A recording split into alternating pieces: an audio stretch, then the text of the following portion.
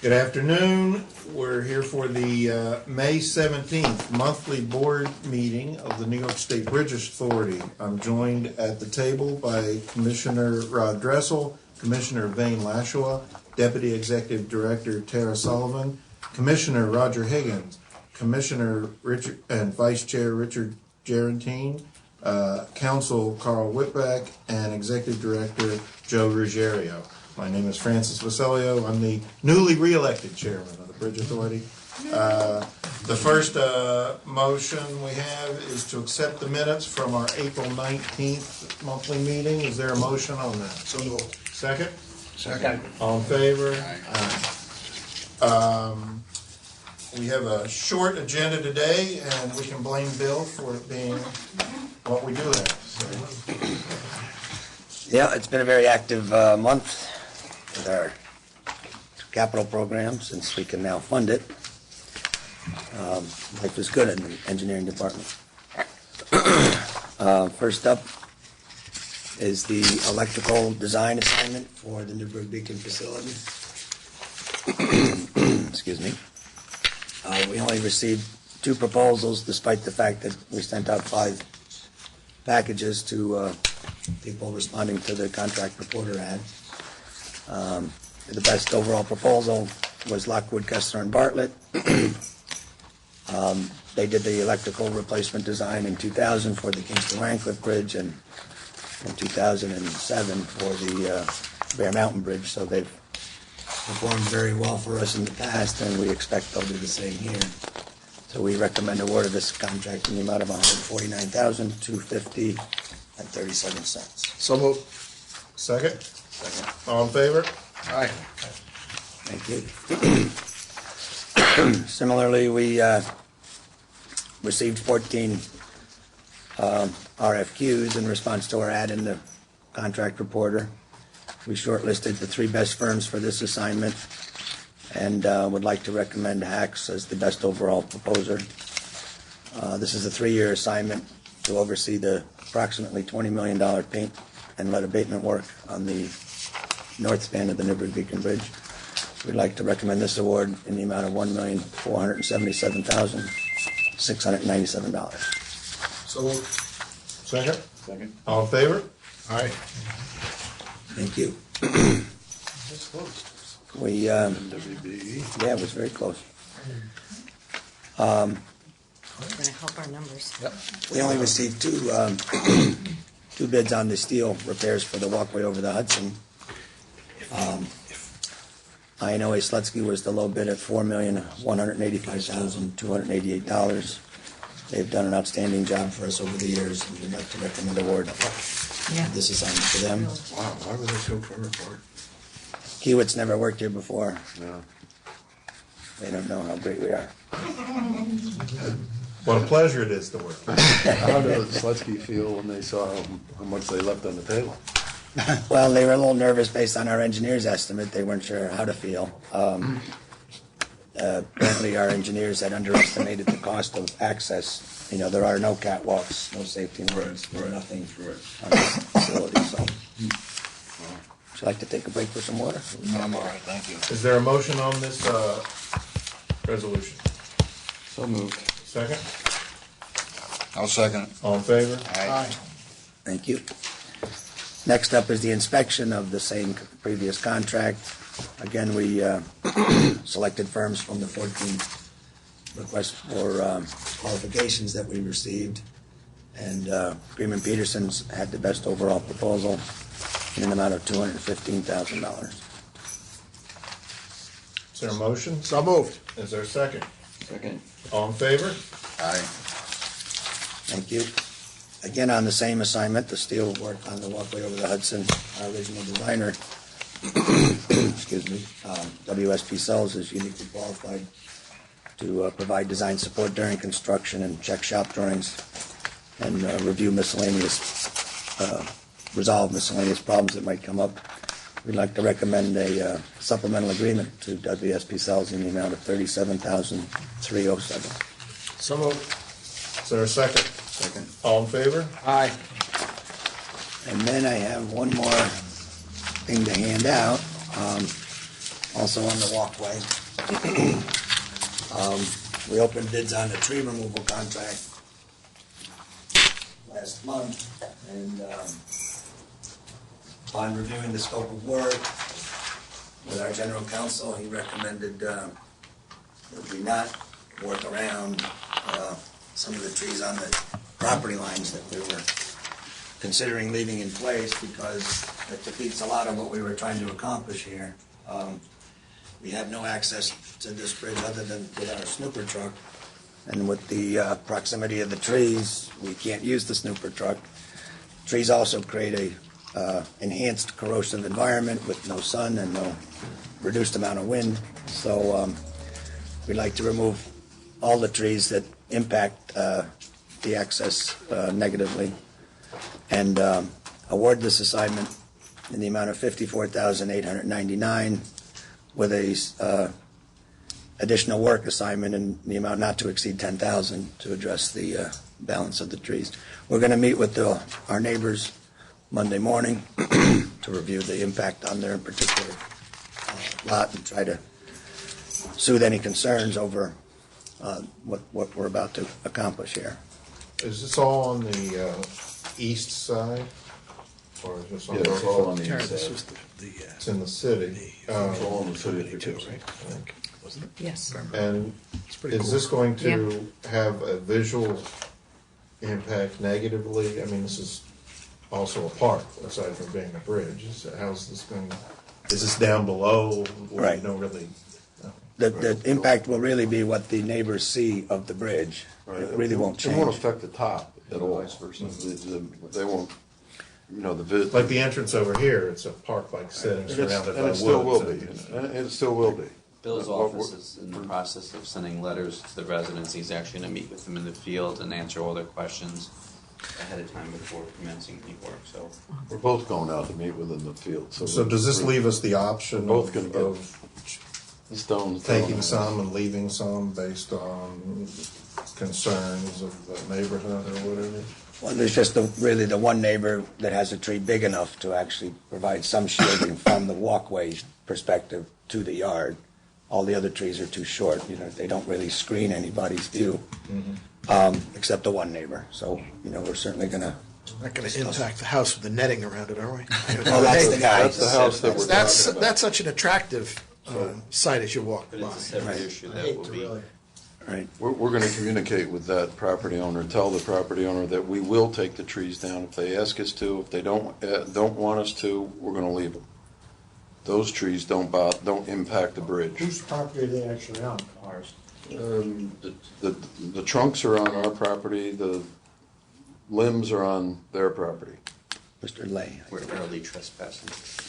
So these are basically trees that just grew up under the bridge in land that's owned by Through the the bridge. bridge. Through the bridge. A lot of them further on are ones that have grown up through the bridge and impact the bridge. These particular trees, The quicker they we do maintain provide them, him, get them down under control, the better. they lean over in his property enough that it does give him some privacy. They don't impact us at all, except that they're trees leaning on his property. My preference would be to remove them, because So the liability. trunks are on our property, so they are, to a degree, our responsibility. But, if he doesn't want them removed, I think we ought to leave them, because they won't impact the bridge. He has to break the rules. Right. Is there a motion on the resolution? Second? Second. All in favor? Thank you. And then our final item is the jobs in progress. We haven't had any actual field activity, even though we have a pretty aggressive construction program this month, so not much new in the jobs in progress report, but it's here for your reference. So on the RIP, that's an inspection, is that what the snooper's doing out there? Yep. Which I And we have a motion on the jobs in progress. Is there a motion on the resolution? So move. Second. All in favor? Thank you, Mr. Moreau. Thank you. Mr. Busher? Good afternoon. First item up is the monthly investment report. In the month of April, there were 17 investments. You'll note that We closed on the 2012 series bonds and we received the bond proceeds. Those were invested, laddered in treasuries based on our existing cash requirements forecast. All the other investments were somewhat routine. You'll notice on the next page, the investment inventory report reflects all of those investments made during April, and the new category of the construction fund is now active, whereas in prior months it had not been. On the following page, you'll see the interest income and yield. Please note that due to the short time horizon that we're going to be investing the bond proceeds, that the yield percentage will undoubtedly drop. But other than that, nothing else to really note on this page. Because we're going to be using the money rapidly, we won't be able to invest it in a longer-term, higher interest rate investment. Is that what you're saying? In part, yes, but in large part as well, because yields on most investments right now are extraordinarily low in the short term. There's not much difference between whether how long you take it. Well, it really depends. If you look, even on the cover page, if you look, I invested the debt service fund going out to January in 17. There's a good good relatively speaking in terms of 0.75 versus around the 0.2 range for investing in the 2012 to 2014 timeline, but it really does jump up in the 4 to 5 years out. But because we're required to go and expend these funds within the 36 months of receiving them, that's really not an option for us. Is there a motion on the resolution? All in favor? Okay. The next item up is the quarterly operations report reflecting the first quarter activities for 2012. You'll notice that traffic was up 6.05%, which is compounding the revenue increase. Total solely toll revenue were up 39.39%. The number above the increase you see there reflects also additional revenue associated with overweights and, not overweights, but interest income and miscellaneous revenues. Interest income was down $24,000 year to date, mostly attributed to when we started the year we had substantially lower investments available because of the maintenance reserve fund being depleted. But overall, interest rates do contribute there as well.